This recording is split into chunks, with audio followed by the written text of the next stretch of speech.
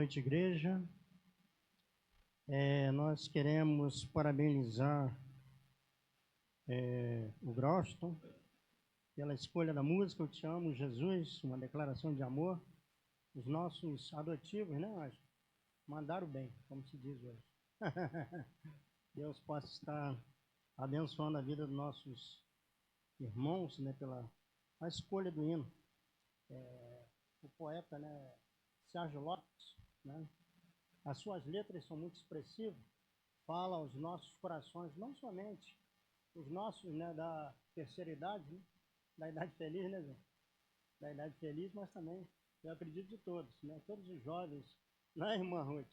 Todos os jovens que conhecem Sérgio Lopes, né, gostam muito de suas composições. Portanto, irmãos, a igreja está a caminho do jubileu, né? Às vezes a gente fala tanto em jubileu. Jubileu, quando se fala, né, a gente que também é lá da idade feliz, né, e também muitos da meia idade sabem, né, e jubileu antigamente tinha um desenho que tinha um corvo, né, lá no desenho do Pica-Pau, né, e aquele bichinho perturbava o tempo todinho, né, mas não é esse jubileu não, irmãos. O jubileu que nós estamos para comemorar é uma data muito importante na vida da igreja, quando nós estaremos completando, né? A igreja estará completando os seus 50 anos. E tem como base lá, nós não vamos usar esse texto hoje, né? Quem sabe futuramente. Está lá em Levítico, né? 25, a partir do versículo 8, que fala sobre o jubileu. Interessante, irmão Dalton, interessante, igreja. Que quando se fala em jubileu, é um momento de graça, né? O momento do jubileu ali é um momento em que as pessoas esperavam com ansiedade, né? Tinha o ano sabático, quando a terra era o momento dela descansar, né?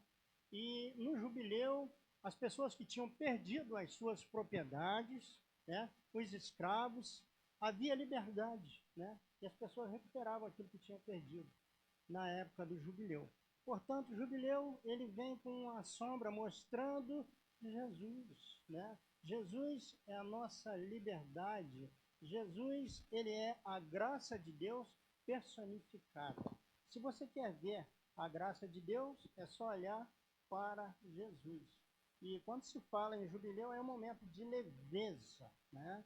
Que possamos estarmos marcando isso em nossos corações. Para comemorar os 50 anos, precisamos de estarmos fazendo o trabalho do Senhor com leveza, com união, com o desejo de ver a obra do Senhor crescer a cada momento, né? Chegou os seus 50 anos, esperamos mais 50, conforme o irmão Bento. Eu vou estar esperando, irmão, mais 50 anos, né? A gente tem que ser otimista, né? Nós não sabemos o dia nem a hora que vamos partir, mas o nosso desejo é ir ficando por aí, né? Porque o homem não foi feito para morrer, ele foi feito para ter vida eterna. Mas o pecado nos levou, então, à morte, né? Então, esse é o sentido de jubileu. É um momento de regozijo, um momento de graça, de leveza, que possamos conviver, igreja, com essa leveza, né, que é do jubileu. E Jesus Cristo quer nos dar essa leveza, né? Porque o meu jugo é suave, o quê? E o meu fardo é leve. Então, precisamos dessa leveza, né, Grauston? A cada momento da nossa vida. A leveza do Senhor Jesus. Nós vamos, nesse momento, ler um texto da Palavra de Deus que se encontra em Mateus, capítulo 46, Mateus 12, de 46 a 50. Está ali no nosso vídeo, né? Nós estaremos lendo assim a palavra do Senhor. A família de Jesus. Falava ainda Jesus ao povo, e eis que sua mãe e seus irmãos estavam do lado de fora, procurando falar-lhe. E alguém lhe disse: tua mãe e teus irmãos estão lá fora e querem falar-te. Porém, ele respondeu aos que lhe trouxeram o aviso: quem é minha mãe? E quem são os meus irmãos? E estendendo a mão para os discípulos, disse: eis a minha mãe e meus irmãos, porque qualquer que fizer a vontade de meu Pai celeste, este é minha mãe, irmã e irmãos. Que Deus assim possa nos abençoar. Vamos orar. Nós te damos graças, ó Deus, pela leitura da sua palavra lida aos nossos corações. Que possamos, ó Deus, extrair dela, ó Deus, lições grandiosas e maravilhosas para a nossa vida. Que possa assim estar nos norteando, ó Deus, como família e como igreja. Muito obrigado, ó Deus, por tudo que tu tens feito. Muito obrigado, ó Deus, que tu sempre nos ouves, sempre tu fala aos nossos corações. E nessa noite não é diferente. Estamos, ó Deus, precisando que tu, Senhor, esteja nos usando segundo o seu propósito. No nome de Jesus nós oramos. Amém.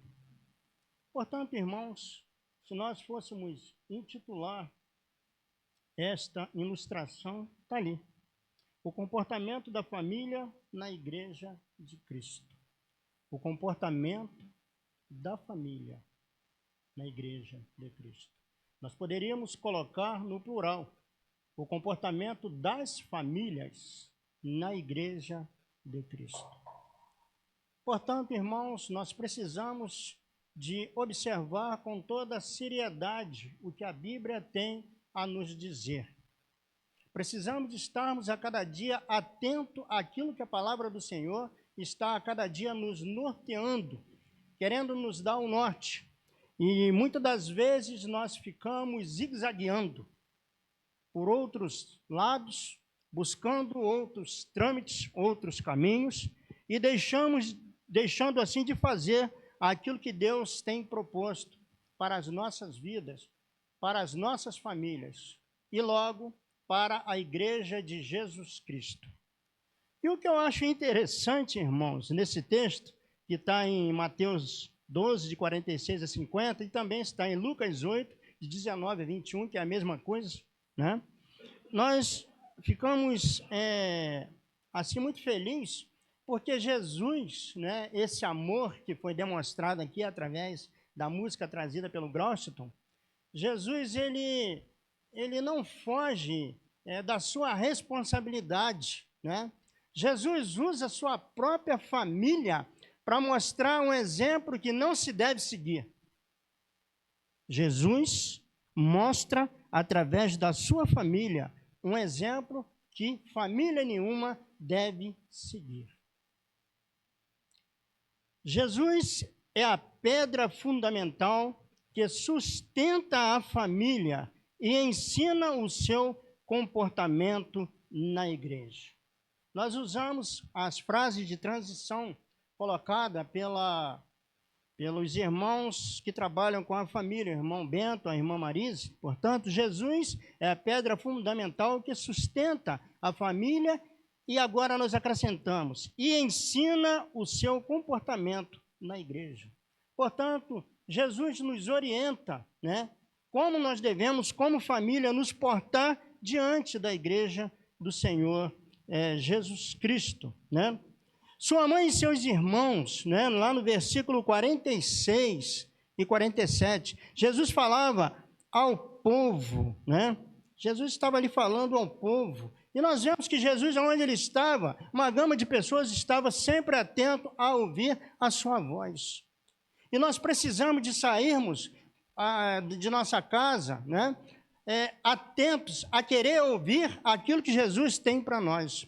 Quantas das vezes a gente vem para a igreja, a gente pensa em tudo, a gente faz tudo e não para meditar naquilo que está sendo pregado.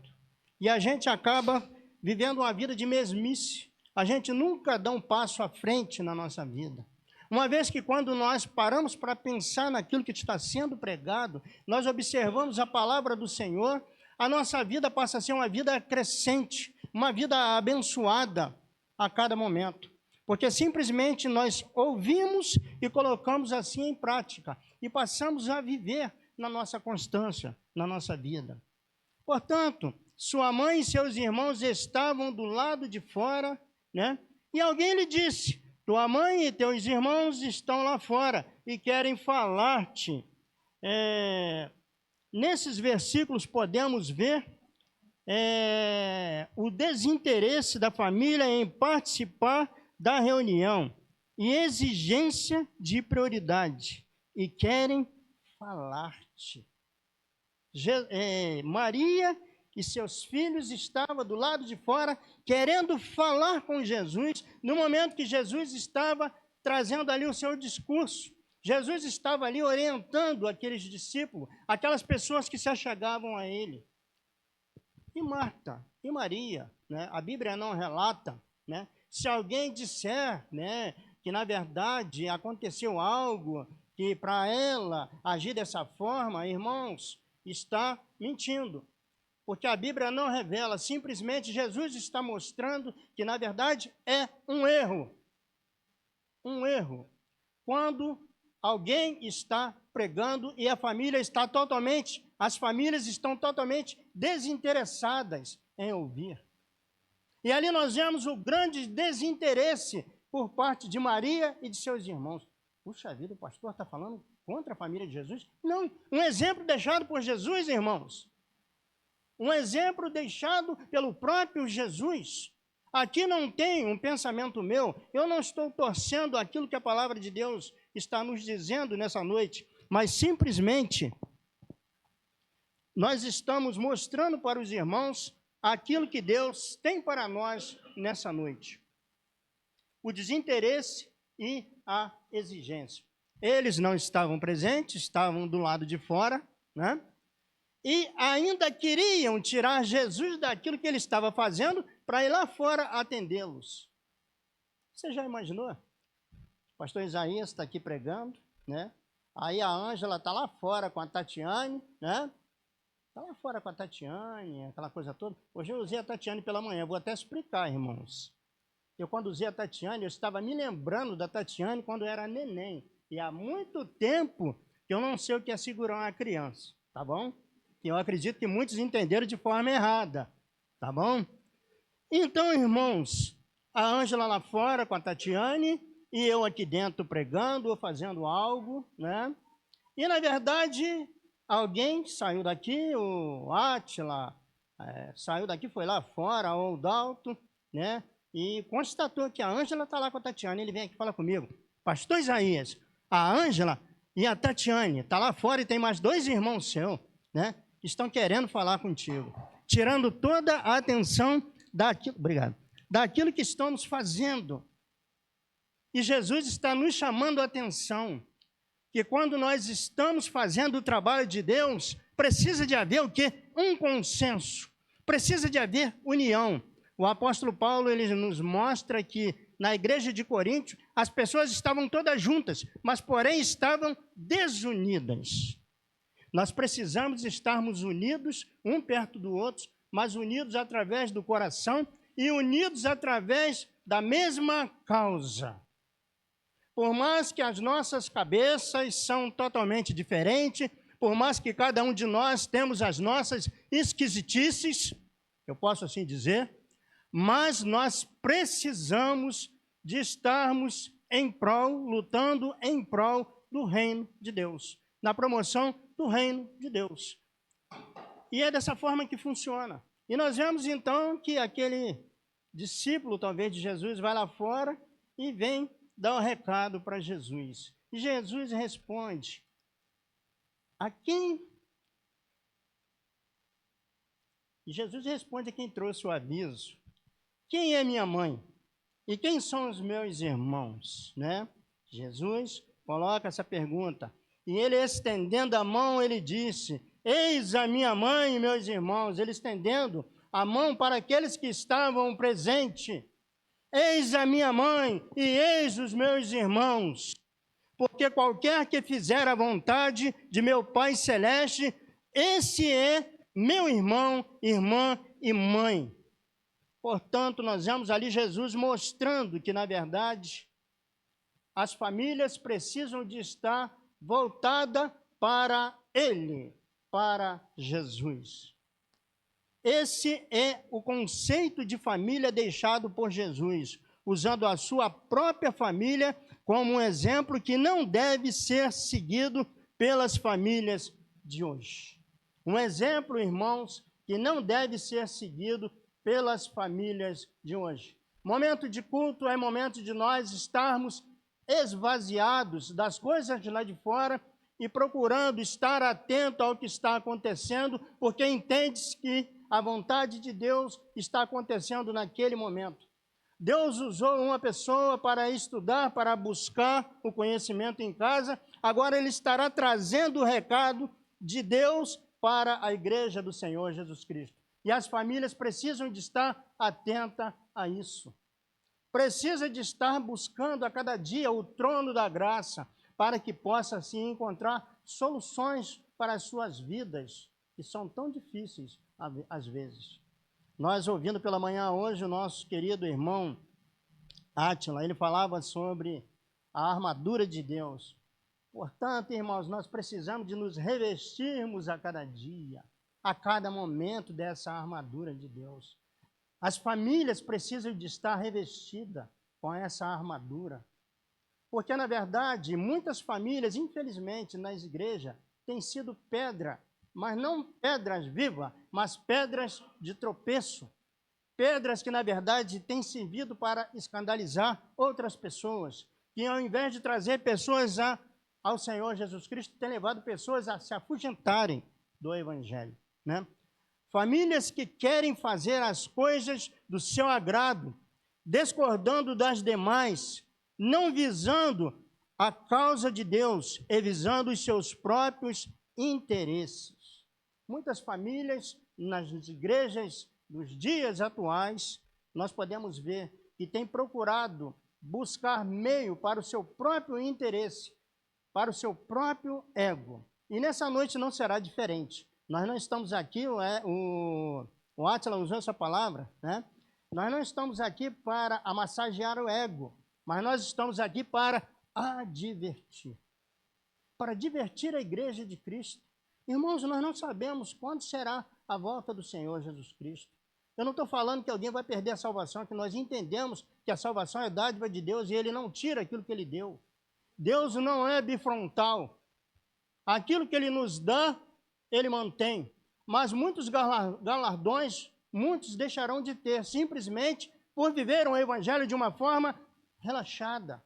E as famílias precisam de se precaver, porque nós não sabemos o dia nem a hora quando Jesus voltará. Precisamos de estarmos unidos, vivendo o Evangelho segundo o propósito de Deus.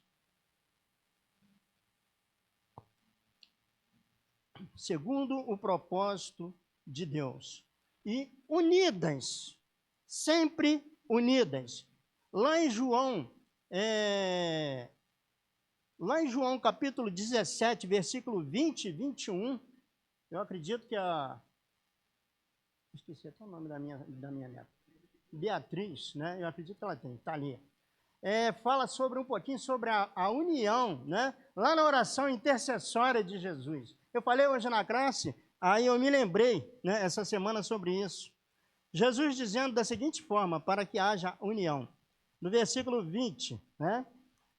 Não rogo somente por estes, mas também por aqueles que virão a crer em meu nome, por intermédio da sua palavra, a fim de que todos sejam o quê? Um, e como és tu, ó Pai, em mim, e eu em ti, também sejam eles em nós, para que o mundo creia que tu me enviaste. Uma igreja, para ser uma igreja crescente e frutífera, ela precisa de ser uma. As famílias unidas em um só propósito.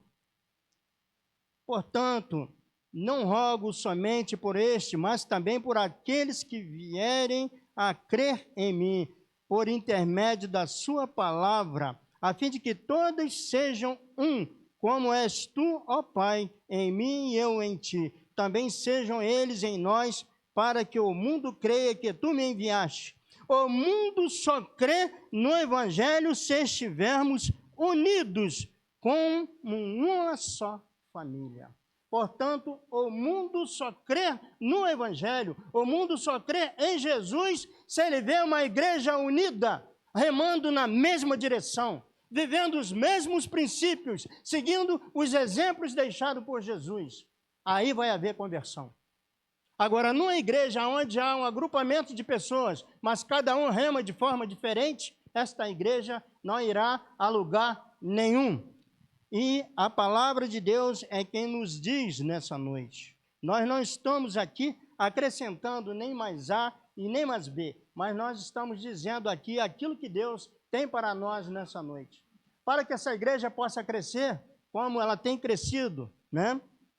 Ela precisa de continuar em oração e todos voltados a cada dia para o Senhor, que é o dono da igreja. Quantas famílias, irmãos? Eu sou membro de igreja desde final da década de 70, né? Eu nasci no lar evangélico, fui batizado de 11 para 12 anos, estou com 62 anos, tenho aproximadamente 50 anos de membro de igreja. 50 anos. Como eu já vi famílias lutando para o atrapalho do bom andamento de uma igreja. Como isso é triste, irmãos. E nós acompanhamos tudo isso e vi que essas pessoas não eram felizes. E nós precisamos de estarmos orando uns pelos outros, nos unindo uns com os outros, para que possamos assim promover o reino de Deus com toda a sabedoria, com toda a eficácia, para que possamos assim estarmos povoando o céu. Porque quando nós procuramos fazer a vontade de Deus, há alegria nos céus. A Bíblia diz que há alegria nos céus por um pecador que se arrepende dos seus pecados, né? E eu acredito que quando a igreja trabalha de forma diferente, quando as famílias trabalham de forma diferente, há uma festa lá no inferno. Há uma festa no inferno. E nós não estamos aqui para promover festa no inferno, não é, Ruth? Nós estamos aqui para promover festa no céu.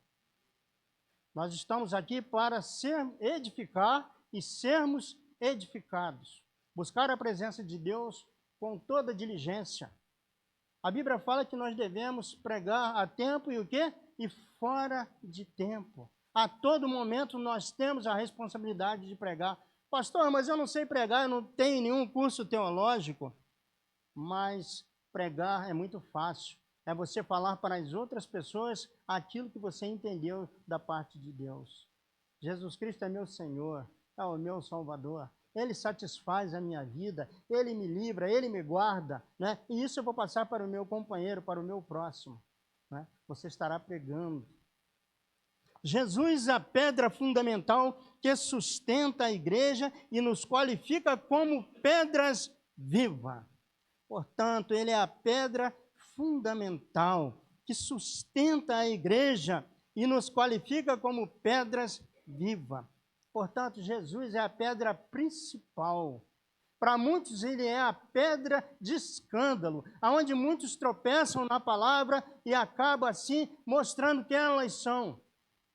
Ninguém consegue fazer as coisas, irmãos, erradas na igreja de forma escondida, porque ninguém consegue se esconder de Deus. A Bíblia diz que os olhos de Deus estão em toda a parte, a nos observar.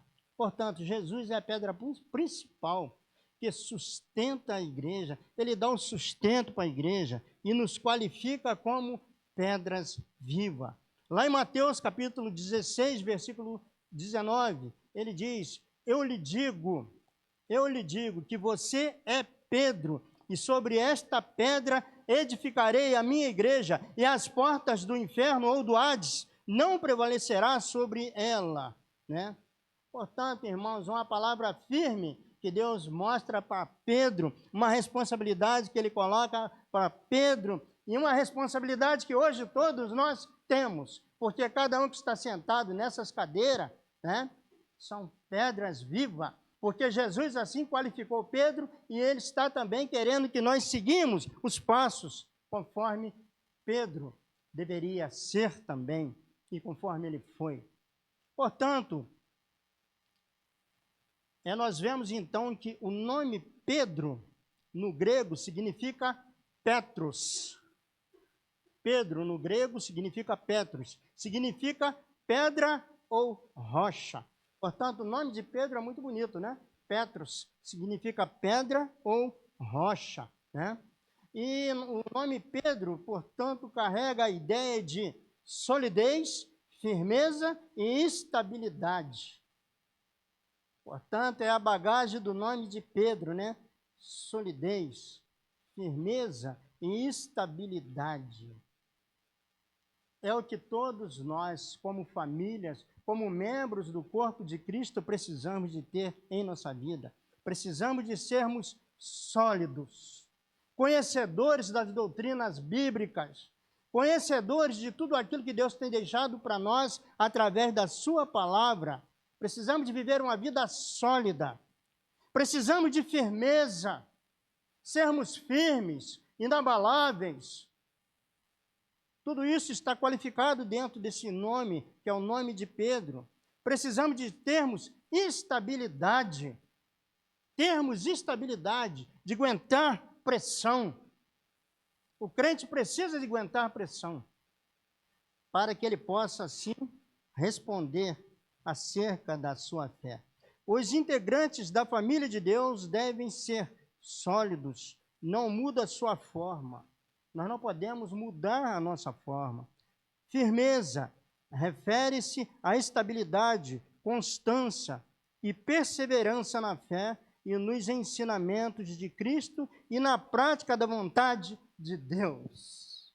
E na prática da vontade de Deus. Tudo isso aqui é na área da firmeza.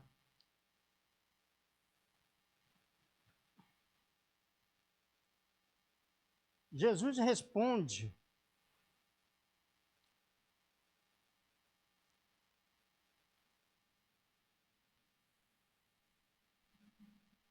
Portanto, irmãos, nós vemos então que a igreja do Senhor Jesus Cristo, ela precisa de buscar toda a firmeza. Há um versículo que eu gosto muito mesmo, que eu gosto muito. Está lá em 1 Coríntios, capítulo 15, versículo 58, que diz assim: portanto, meus amados irmãos, sede o quê?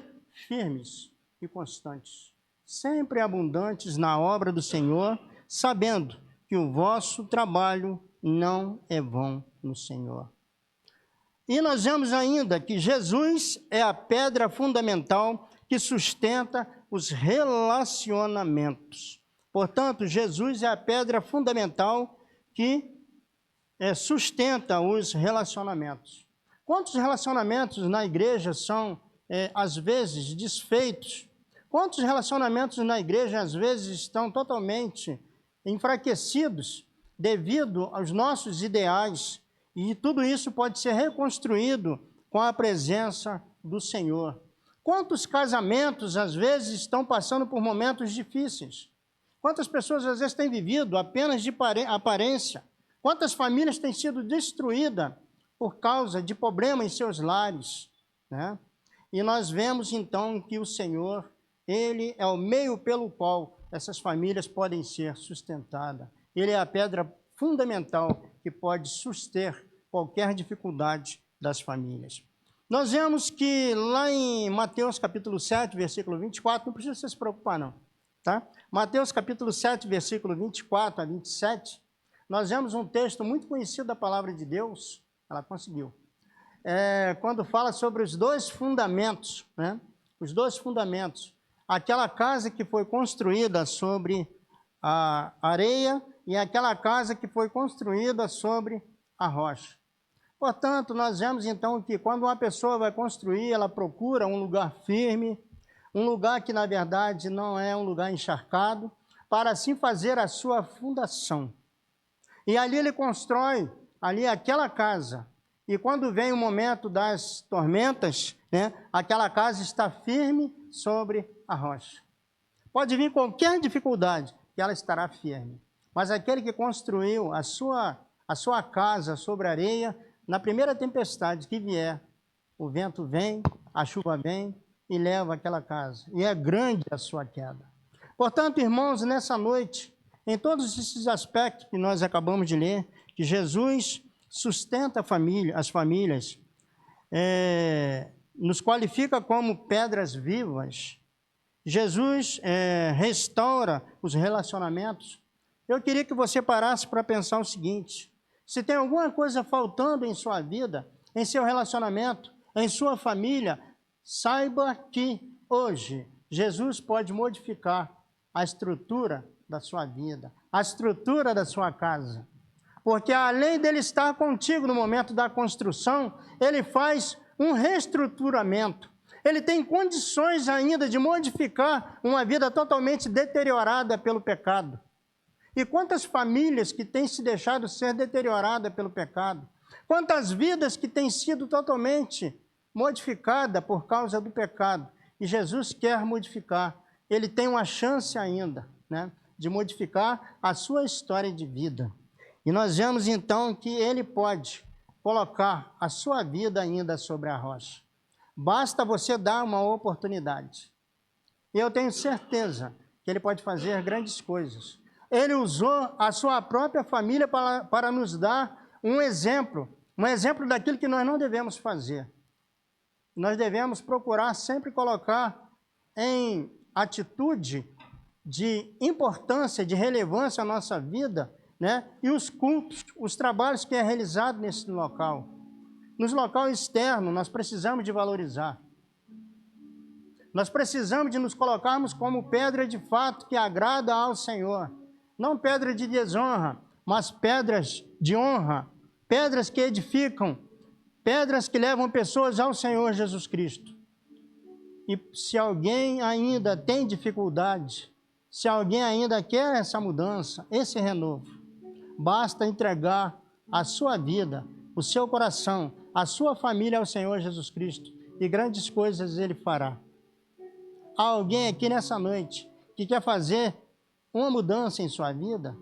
Nós não queremos saber qualquer tipo de problema. Quer entregar a sua vida ao Senhor Jesus Cristo? Eu peço que venha aqui à frente, nós estaremos orando por você. Há alguém que entendeu essa palavra e entende que a sua vida precisa de ser transformada? Você quer hoje colocar a sua vida sobre a rocha, que é Jesus? Você quer se colocar como uma pedra viva diante de Deus? Você não quer ser mais uma pedra de atrapalho, uma pedra de embaraços, mas uma pedra de edificar, para edificação de vida de outras pessoas? Vem aqui à frente, nós estaremos orando por você. Não há? Nós estaremos orando nesse momento, agradecendo a Deus por tudo aquilo que Ele nos tem feito e por tudo aquilo que Ele há de fazer. E que possamos estarmos sempre atentos, que o Senhor sustenta as famílias. Ele qualifica-nos como pedra e Ele restaura os relacionamentos que estão totalmente destruídos pelo pecado. Que Deus possa nos abençoar, que Ele possa aplicar em suas vidas aquilo que eu não pude na noite desse dia. Vamos orar. Nós te damos graças, ó Deus, porque Tu tens cuidado da Tua igreja. Muito obrigado, ó Deus, porque nós sentimos, ó Deus, que Tu és aquele, Senhor, que sempre foi e sempre será, aquele que nos instrui, aquele que nos adestra as nossas mãos para a batalha, ó Deus.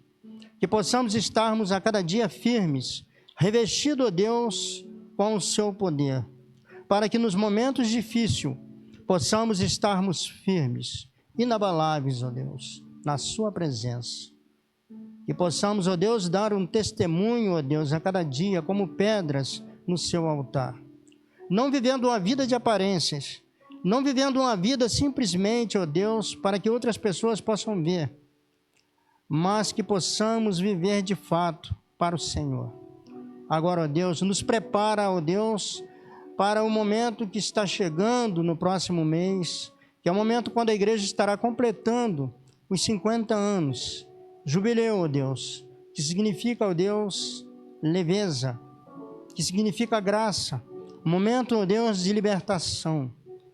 E nós sabemos que a grande libertação é o Senhor em nossa vida. Tu és o nosso libertador. Tu és aquele que nos conforta, nos consola nos momentos mais difíceis. E nós cremos que Tu tens, Senhor, grandes coisas para fazer na vida de cada família desta igreja. É o que nós te agradecemos. No nome de Jesus em quem oramos. Amém.